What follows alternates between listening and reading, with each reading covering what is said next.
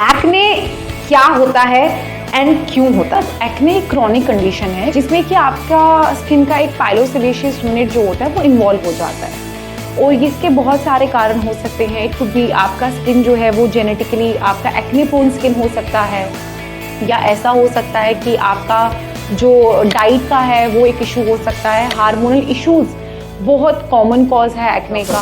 So doctor, if somebody goes to a dermatologist with an acne condition, तो doctors क्या check करते हैं and किस तरह के डायग्नोसिस पे क्या ट्रीटमेंट दिया जाता है? आपकी टाइप ऑफ एक्ने, आपका एक्ने का ग्रेड क्या है, ऐसे एक्ने की ग्रेडिंग डॉक्टर खुद देखकर डिसाइड करता है कि आपका ट्रीटमेंट कैसे किया जाए। What is a permanent solution to the problem of acne? Unfortunately, there is no permanent solution for acne.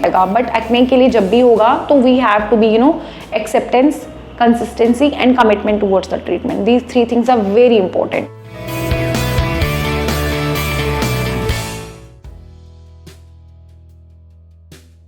Hi everybody, we are back with yet another podcast of ours on common skin problems, and the topic for today's discussion is acne. मुहासे I think बहुत सबसे common skin care problem है क्योंकि बहुत कम as से शुरू होती है एंड उसके जो कहते हैं निशान क्वाइट लिटरली काफ़ी समय तक रहते हैं। तो एक्ने स्कार्स जैसी समस्याओं से कैसे निजात पाई जाए, ये क्यों होती हैं, इसी बारे में आज डिस्कशन करेंगे। Joining us with us today is doctor Supreet, our dermatologist, who would help us in understand the causes and the cure for acne and acne scars. So thank you for joining us, doctor. Thank you, Soumya. Thank you so much. So doctor, let's start with the very basic. Acne क्या होता है and क्यों होता है? Yes, basically Saumya, acne एक chronic condition है, chronic inflammatory condition है rather, जिसमें कि आपका स्किन का एक पाइलोसेबेशियस यूनिट जो होता है वो इन्वॉल्व हो जाता है और इसके बहुत सारे कारण हो सकते हैं। इट कुड बी आपका स्किन जो है वो जेनेटिकली आपका एक्ने प्रोन स्किन हो सकता है, या ऐसा हो सकता है कि आपका जो डाइट का है वो एक इशू हो सकता है। हार्मोनल इश्यूज बहुत कॉमन कॉज है एक्ने का। उसके अलावा कंटिन्यूसली अगर आपका स्किन जो है वो फ़ोन के साथ या पिलो कवर के साथ रब हो रहा है, एक्सेसिव ऑयल एप्लीकेशन करना आपके स्कैल्प पे, ओवरनाइट ऑयल रखना आपका फोरहेड एक्ने कर सकता है। तो बेसिकली इसके बहुत सारे कॉजेज़ हैं और I would like to tell my patients and the people who are just अभी जो हमें देख रहे हैं और सुन रहे हैं कि एक्ने की बेसिकली लोग कहते हैं कि अभी मैं 40 में आके मुझे पूरी उम्र कभी एक्ने नहीं हुआ और अब मैं एकदम से 30-40 में आके एक्ने हो रहा है, तो ऐसा कैसे हो गया, मुझे टीन एज में कोई एक्ने नहीं था। तो एक्ने किसी भी एज पे हो सकता है। ऐसा भी हो सकता है कि आपको कभी एक्ने नहीं हुआ और 30s एंड 40s में you can have acne. So the right statement should be acne has no age. Absolutely doctor, बहुत ही अच्छा पॉइंट बोला आपने, क्योंकि जनरली लोगों को लगता है it's a teenage problem, but जैसा कि आप कह रहे हैं कि थ्रू आउट द एज होता है। तो डॉक्टर, क्या कुछ किया जा सकता है ऐसा कि एक्ने ना हो? मतलब are there any preventive measures to avoid acne? अगर तो आपकी स्किन पहले ही जेनेटिकली एक्ने प्रोन स्किन है, ऑयली स्किन है, आपका सीबम प्रोडक्शन ज़्यादा है, तो उसमें आप ये कर सकते हैं how to take care of your skin. आप ऐसे डाइट में अपनी ऐसी चीज़ें ऐड कर सकते हैं। आप अपना स्किन के रूटीन में थोड़ा you have to keep your skin clean. आप अपना सीबम प्रोडक्शन लोअर जिससे आपका हो सके। बाकी अगर सपोज सब अदर कॉज ऑफ एक्ने, जैसे फोरहेड एक्ने सबसे ज़्यादा जो है वो एक्सेसिव ऑयल एप्लीकेशन से होता है, तो आप उसको अवॉइड कर सकते हैं। जो भी आपके ट्रिगरिंग फैक्टर्स हैं एक्ने को लेके, आप उन पे काम कर सकते हैं। एंड डॉक्टर, क्या ऐसा भी एक कहते हैं कि मेकअप अच्छे क्वालिटी का नहीं लगाया है तो उससे एक्ने हो गए, या बिल्कुल ऐसा हो सकता है कि कुछ प्रोडक्ट्स फॉर एग्जांपल ऐसे होते हैं, कुछ ऐसा इंग्रेडिएंट है उसके अंदर जो आपकी स्किन के लिए सूटेबल नहीं है फॉर एनी रीज़न। जैसे बहुत सारे लोग हैं दे आर उनको vitamin C, like when they apply vitamin C वाला सनस्क्रीन या कुछ, उनकी स्किन को सूट नहीं करता है। हर स्किन को एक जैसा प्रोडक्ट यूज़ नहीं किया जा सकता है। Every skin is different, every skin needs different type of serums, moisturiser, sunscreen. It's not same for everyone. तो आपका बहुत ज़रूरी है कि आप कौन सा प्रोडक्ट यूज़ कर रहे हैं, is it good for your skin और नॉट, और कौन क्या एज ग्रुप है आपका। एक्सेसिव एक्सेसिव मेकअप लगाना भी आपके जो पोर्स है उसको ऑक्लूड कर देता है, जिसकी वजह से एक्ने हो सकता है। Not good quality using not good quality makeup and using excessive makeup is also a reason. Understood doctor. And अब मान लीजिए किसी को एक्ने है, so we see a lot of products in the market. कोई भी आप सुपर मार्केट में जाओ या क्विक कॉमर्स प्लेटफॉर्म्स पे जाइए तो acne reducing face wash, acne reducing moisturiser ये मिल रहे होते हैं। ये कितने इफेक्टिव होते हैं डॉक्टर? ये बेसिकली आई वुड से कि अगर आपको एक्ने है, आपका फेस वॉश, आपका मॉइस्चराइज़र आपके डर्मैट को ही डिसाइड करने दीजिए। बहुत सारे हिट एंड ट्रायल मेथड्स नहीं करने चाहिए। That is not actually good for your skin. आप अपनी स्किन को कभी कभार एक्टिव एक्ने में विटामिन सी लगा देते हैं, उससे एग्रीवेट हो जाता है खुद से। सेल्फ जो अभी गूगल से देख देख के और बहुत सारे इन्फ्लुएंसर बहुत चीज़ें आजकल प्रमोट करते हैं, apply this apply that. I don't think that is the right way to treat your skin rightly. So it's always good to consult a dermat and उसके बाद ही आप अपना आपका फेस वॉश कितना % सैलिसाइक्लिक एसिड होना चाहिए। आप सैलिसाइक्लिक एसिड को और विटामिन सी को कंबाइन नहीं कर सकते। ऐसी कुछ चीज़ें जो आपको ऐसे नहीं पता चलेंगी जब तक आप एक क्वालिफाइड डर्मैट से बात करने के बाद ही अपने प्रोडक्ट्स ट्राई कीजिए। Please just don't go for this hit and try methods these days. Understood, doctor. So doctor, if somebody goes to a dermatologist with an acne condition, तो डॉक्टर्स क्या चेक करते हैं एंड किस तरह के diagnosis पे क्या ट्रीटमेंट दिया जाता है? सबसे पहले तो ये चेक किया जाता है पेशेंट किस एज ग्रुप में आ रहा है, किस तरह की समस्या है उसकी कि उसको एक्ने हुआ है।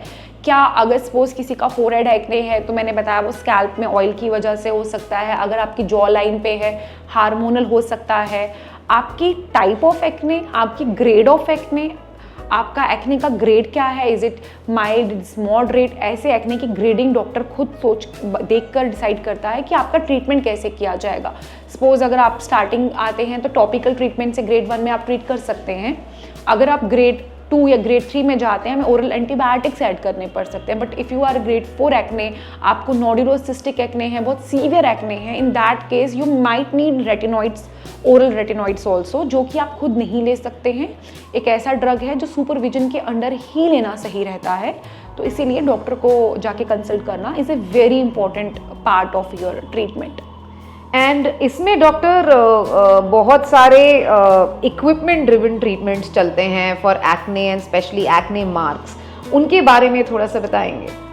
बेसिकली इक्विपमेंट ड्रिवन में आजकल एक्ने मार्क्स के लिए it's micro needling, I think which is actually very beneficial for acne scars. तो लेज़र्स हैं, फ्रैक्शनल लेज़र है, माइक्रो नीडलिंग है। अगर आपकी स्कारिंग है, आप उस पर डर्मा रोलर या माइक्रो नीडलिंग करेंगे तो आपका कोलेजन ब्रेक होकर दोबारा से न्यू रीमॉडलिंग ऑफ कोलेजन होता है, जो कि एक्ने स्कार्स को रिड्यूस करता है साइज में। बट यहाँ पे भी again I will like to add one more thing. Suppose if you got acne scar, you have very good skin and eventually over the time you got acne scar. इसमें भी एक चीज़ है कि आप यहाँ पे भी एक अनएक्सपेक्टेड ऐसे कोई क्या कौन सी एक्सपेक्टेशन ही रखते हैं? अनरीजनेबल नहीं, अनरियलिस्टिक, सॉरी। और हाई फ्रीक्वेंसी की बात, हाँ ठीक है। तो आप ऐसे अनरियलिस्टिक एक्सपेक्टेशंस ना रखें। Once your skin develop scarring, वो exactly the same skin cannot be made after any treatment. तो माइक्रो नीडलिंग और PRP से आपकी स्किन बेटर हो सकती है, आपकी स्किन के स्कार्स रिड्यूस कर सकते हैं after each session, but definitely it can not be same as it was before. And doctor salicylic peel या सैलिसिलिक एसिड बड़ा चलता है, इसमें प्रोडक्ट्स मिलते हैं उसके, some dermats recommend the peel also. High frequency के बारे में, इक्विपमेंट के बारे में सुनते हैं, तो in how do these work and इनके कैसे रिजल्ट्स हैं? तो बेसिकली जो सैलिसाइक्लिक पील होता है, actually overall salicylic acid is a very good agent to treat acne. ये एक केराटोलिटिक एजेंट है जो कि आपके स्किन में एक्ने को भी कम करता है। In fact it's very good for open pores also, comedones के लिए बहुत अच्छा ये है एजेंट है।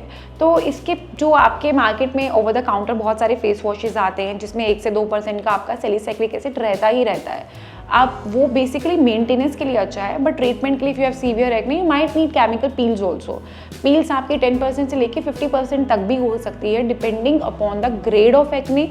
आपका डॉक्टर डिसाइड करेगा कि आपको कितनी परसेंटेज ऑफ पील की रिक्वायरमेंट है, कितने सेशंस रिक्वायर्ड है, जो कि काफ़ी हद तक हेल्प करता है आपको एक्ने से get rid of the acne. Understood, doctor.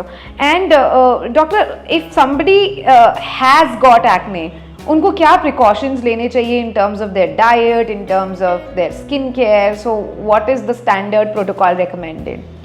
So first of all, I would like to tell our viewers, like, please don't take diet for granted. I mean, you just can't take diet for granted. Diet has a very important role, like in everything, especially in your skin. Whatever you eat comes to your skin. I believe in that.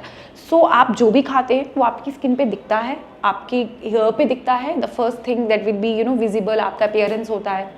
तो आपका diet में you should keep in mind कि आप ज़्यादा oily fried food ना लें. बहुत सारे लोगों को नहीं पता डेयरी प्रोडक्ट्स भी आपके एग्रीवेट कर सकते हैं एक्ने, तो try to avoid dairy products, like at least minimize it.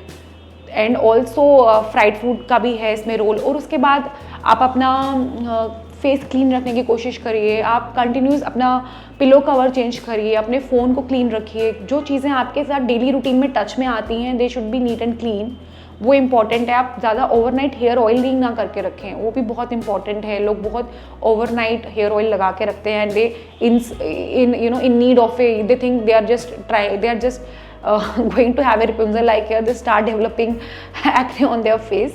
So वो भी एक रीज़न रहता है. तो ये सब फैक्टर्स मिला के आप अपनी डाइट का इन सब का रोल रख के आप अपने स्किन को हेल्दी बना सकते हैं. एंड स्किन केयर में क्या करना चाहिए डॉक्टर? सबसे पहले तो स्किन केयर में आप ज़्यादा गूगल ना करें, आप ज़्यादा गूगल ना करें, आप ज़्यादा इन्फ्लुएंसर्स को फॉलो ना करें. आप इस चीज़ को समझें, जो चीज़ आप पढ़ के आ रहे हैं और दिखा रहे हैं वही नॉलेज उनको भी है. This is nothing different from them. आप गूगल करके आएंगे और एक रील बनाएंगे, that will be same as them. जिनको आप फॉलो कर रहे हैं उनको उन्हीं की चीज़ के लिए फॉलो करिए. They can't be your skin expert. तो ये बहुत इंपॉर्टेंट है. तो हर स्किन पे एक जैसा प्रोडक्ट नहीं जाता है. अब whatever brand they are endorsing, let them. But क्या आपकी स्किन को ये जाएगा? आपका डर्माटोलॉजिस्ट ही आपको बता सकता है. उसके लिए आपको थोड़ा सा एफर्ट डालना पड़ेगा. You have to get up and talk to dermatologist. They are the best and the right person for this to decide कि आपकी स्किन के लिए क्या सही है. Very good point doctor. जैसे फॉर एग्जाम्पल सपोज अभी बहुत सारे सिरम्स जो है मार्केट में, बहुत सारे सिरम्स आते हैं. आपके फेस पे कौन सा सीरम जाएगा ये बहुत सब्जेक्टिव है. सपोज आप एक पेशेंट है जिसको एक्ने है, तो आई would suggest something salicylic acid paste. आप कोई हैं जिसके स्किन पे बहुत सारे एक्ने मार्क्स हैं, तो कुछ इज़ैलिक एसिड बेस होना चाहिए. आपको ब्राइटनिंग का है, you want to look your skin should have brightening effect, तो आप विटामिन सी ऐड कर सकते हैं. आपको है कि आपको थोड़ा पिगमेंटेशन का इशू है, then you can go for glycolic acid. So हर चीज़ का अपना एक लाइक ट्रीटमेंट प्रोटोकॉल है. और बहुत सारी चीज़ें हैं जो आप मिक्स नहीं कर सकते. For example if you are using salicylic acid, you can't combine it with vitamin C. तो ये सब चीज़ें बहुत इंपॉर्टेंट हैं जो बहुत सारे लोगों को नहीं पता होता है. वो कहते हैं हम सब कुछ लगा रहे हैं, nothing is working on me. So how things are going to work for you if you are doing so much of hit and trial things. And also अगर आप विटामिन सी लगा रहे हैं, आपको एक्टिव एक्ने है, उससे आपका एक्ने एग्रीवेट होगा. तो ये चीज़ें भी लोगों को नहीं पता हैं. तो हर इंसान विटामिन सी नहीं लगा सकता. अगर एक्टिव एक्ने है तो आप पहले अपने एक्ने को ट्रीट करिए, उसके बाद आप विटामिन सी लगाइए. रेदर आई वुड सजेस्ट आप नियासिनामाइड लगाइए. That would be better option for you. So these are the things जो आपको एक्सपीरियंस के साथ और उस एक फील्ड में टाइम देने के बाद ही सीखने को मिलता है. ऐसे आप please don't just follow anything which is trending in the market. And doctor ये तो रही एप्लीकेशन की बात. अब अगर एक्ने जड़ से हटाने हैं तो क्या वो एक तो हट सकते हैं, क्या वो कंडीशन ही रिवर्स हो सकती है? एंड क्या उसके लिए कोई मेडिकेशन लगता है या कोई लाइफस्टाइल चेंज चाहिए होता है? किस तरह से, like what is a permanent solution to the problem of acne? unfortunately there is no permanent solution for acne. I know many people will feel very disheartening after listening this, but this is the real truth of the acne. आपको इसमें chronic patient, आपको you have to be very patient with the treatment, you have to very acceptance लाना इसके लिए, और उसके बाद इसके साथ एक long term के लिए जुड़ना is very important. Otherwise ultimately वो scarring या pigmentation छोड़ के जाता है. आप अपनी डाइट चेंज कर सकते हैं, आप अपना कॉज जानने के बाद उसको ट्रीट कर सकते हैं. सपोज आपको हार्मोनल एक्ने है, तो अगर वो पीसीओडी की वजह से है, we can treat the PCOD part, then acne आना बंद हो जाएगा. बट एक्ने के लिए जब भी होगा तो we have to be acceptance, consistency and commitment towards the treatment. These 3 things are very important. So आप आजकल तो वैसे हाई फ्रिक्वेंसी भी यूज़ कर रहे हैं. High frequency is also helping a lot to patients. At least वो आपका सीबम प्रोडक्शन कम करता है, और उससे आपके एक्ने की जो रेट है वो काफ़ी लोअर डाउन हो जाती है. आप उसके लिए भी एक अपना ऑप्शन ओपन रख सकते हैं उसके लिए भी. But I would suggest just consult a dermatologist. And then doctor, अगर मान लीजिए, सो लाइक यू मेंशन कि permanently condition can not be reverse, it will stay, but if there is a client who has acne, तो वो कितने time में at least जो active acne है वो चले जाए, स्कार्स कम हो जाएं, तो ये कितने ड्यूरेशन की बात कर रहे हैं हम? तो बेसिकली अगर आपका ग्रेड ऑफ एक्ने माइल्ड है तो आप बहुत जल्दी आप ट्रीटमेंट पे आएंगे. With in like months, 1 to 2 month आपको 4 वीक्स का कोर्स, 3 वीक्स का कोर्स करा के इट कैन बी कि हम आपके एक्ने ट्रीट कर सकते हैं, सबसाइड कर सकते हैं. लेकिन अगर ग्रेडिंग ज़्यादा है, बहुत ज़्यादा एक्ने है, it might take longer time and long commitment. उसके साथ साथ आपको आपकी लाइफस्टाइल में चेंजेस लाने पड़ेंगे, क्योंकि जो बेसिक फाउंडेशन है वो लाइफस्टाइल ही है इसमें. और स्कार्स की बात करें तो स्कार्स में जैसे हमने डिस्कस किया कि इट्स वेरी इंपॉर्टेंट कि आप माइक्रो नीडलिंग करा सकते हैं.